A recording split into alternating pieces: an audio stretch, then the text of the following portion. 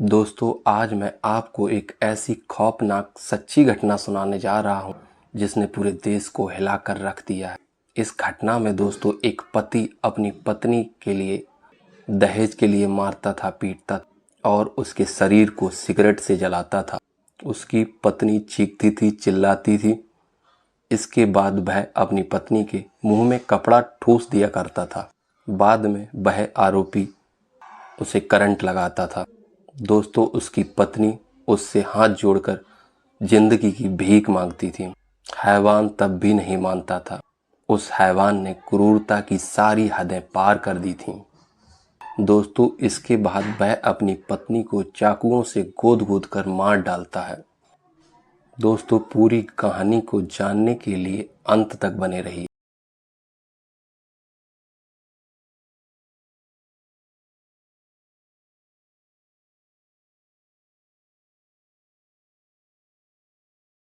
आपको मैं postmortem report में क्या हुआ वो भी सारी बताऊंगा। नमस्कार दोस्तों, आज की सच्ची घटना के इस एपिसोड में मैं उमेश यादव आपका स्वागत करता हूं।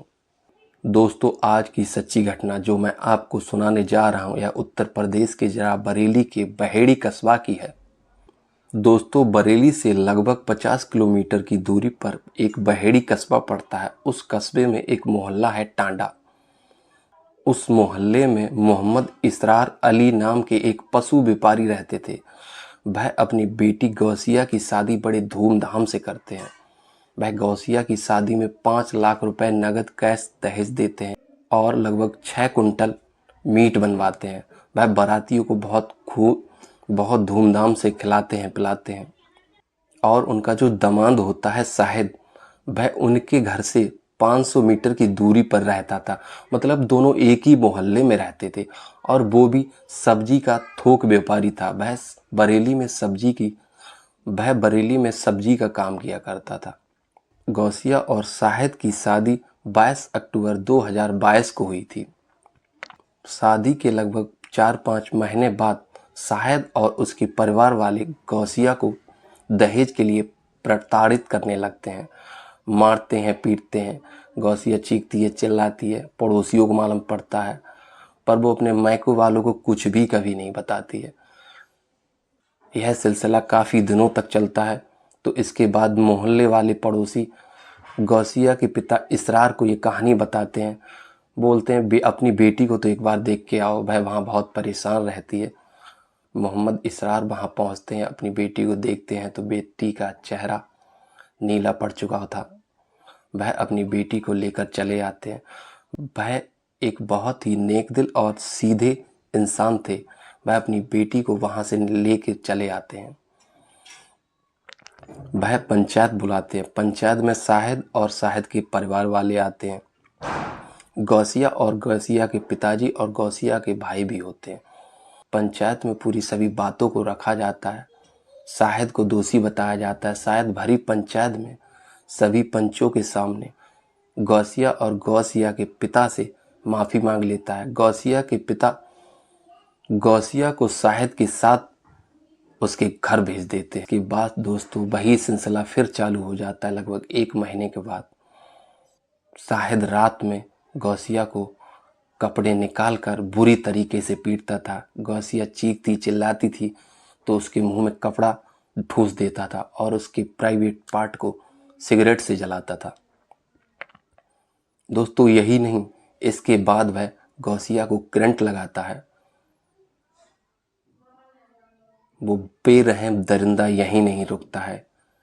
इसके बाद वह गौसिया की चाकू से गोद गोद कर हत्या कर देता है।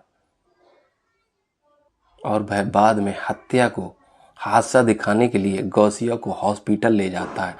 हॉस्पिटल में जाके वह मोहम्मद इसरार अली को फ़ोन करता है और बताता है ऐसे ऐसे गौसिया के साथ हादसा हुआ है।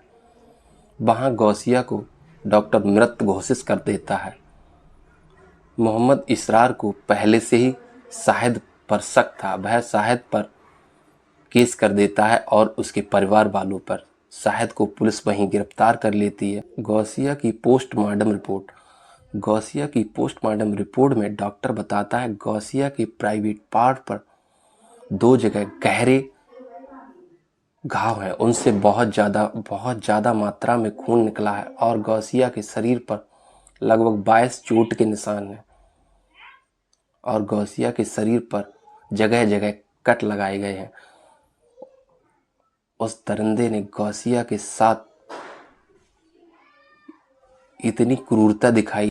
कोई व्यक्ति अपनी पत्नी के साथ ऐसा कैसे कर सकता है। गौसिया के पिता से जब यह बात की जाती है कि शाहिद को कैसी सजा होना चाहिए, चाहे शाहिद को कैसी सजा मिलना चाहिए, तो गौसिया के पिता बताते हैं कि शाहिद को उसी तरह की सजा मिलनी चाहिए जैसी मेरी बेटी की हत्या की गई थी। दोस्तों, यह सच्ची घटना हमें सिखाती है, हमें जुल्म के खिलाफ बोलना चाहिए, अपनी आवाज़ उठाना चाहिए, नहीं तो जुल्म और आगे बढ़ता है। पुलिस ने शाहिद को गिरफ्तार करके जेल भेज दिया है और उसके घर वालों को भी गिरफ्तार कर लिया जाएगा। दोस्तों, ये सच्ची घटना सुनाने का मकसद किसी को परेशान करना नहीं, ना ही किसी के दिल को चोट पहुंचाना। यह सच्ची घटना सुनाने का मकसद सिर्फ दोस्तों शाहिद जैसे अपराधियों की आपराधिक सोच से सावधान रहें, सतर्क रहें, जिससे भविष्य में ऐसी घटनाओं से बचा जा सके। जय हिंद, जय भारत।